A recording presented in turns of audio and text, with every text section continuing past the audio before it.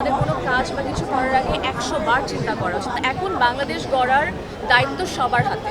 কেউ যদি কিছু না জানে, না বুঝতে পারে, আমাদের দায়িত্ব তাদেরকে বুঝিয়ে বলা নেক্সট বাংলাদেশ কি হতে যাচ্ছে এটা এখন সবার হাতে।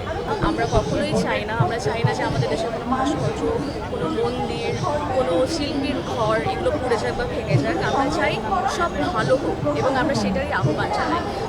আমি স্পেশালি সবাইকে বলতে চাই যে নতুন বাংলাদেশের সাথে সাথে আমাদেরও নতুনভাবে চিন্তাভাবনা করা উচিত। আমাদের চিন্তাভাবনাটা সুন্দর হওয়া উচিত। আমাদের একটু ধীরশীল হয়ে আমাদের কোনো কাজ বা কিছু করার আগে 100 বার চিন্তা করা উচিত। বিকজ আমাদের যে কোনো একটা কাজ বা যে কোনো একটা স্টেপ নেক্সট বাংলাদেশ বা মানুষের উপর অনেক বেশিভাবে প্রভাব ফেলতে পারে। সো আমাদের অনেক অনেক বুঝে শুনে কাজ করা উচিত।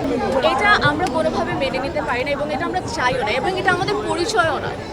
আমরা কেন এরকম করবো? আমাদের এটা অবশ্যই করা উচিত না। আমাদের এই জন্য বললাম অনেক ধীরশীল হওয়া উচিত, অনেক বুঝে শুনে নেক্সট কাজ করতে হবে। বিকজ এখন বাংলাদেশ গড়ার দায়িত্ব সবার হাতে।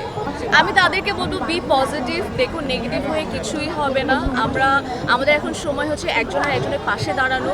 কেউ যদি কিছু না জানে, না বুঝতে পারে, আমাদের দায়িত্ব তাদেরকে বুঝিয়ে বলা এবং কেউ যদি অন্যায় করে এবং আমাদের সবচেয়ে বড় দায়িত্ব হচ্ছে তাদেরকে অন্যায়ের বিরুদ্ধে নিয়ে আসা, যে আপনারা অন্যায় কাজটা করেন না। সো এটা আমাদের সবার এখন দায়িত্ব। আমার মনে হয় আমরা সবাই অনেক বেশি দায়িত্বশীল হওয়া উচিত, অনেক ধীরে সুস্থে কাজ করা উচিত। বিকজ নেক্সট বাংলাদেশ কি হতে যাচ্ছে এটা এখন সবার হাতে।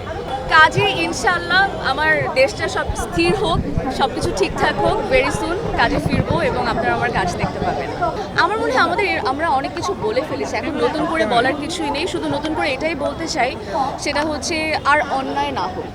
আমরা সবাই ধীরশীল হই এবং আমরা সামনে আগাই সুন্দরভাবে। Be positive everyone, please.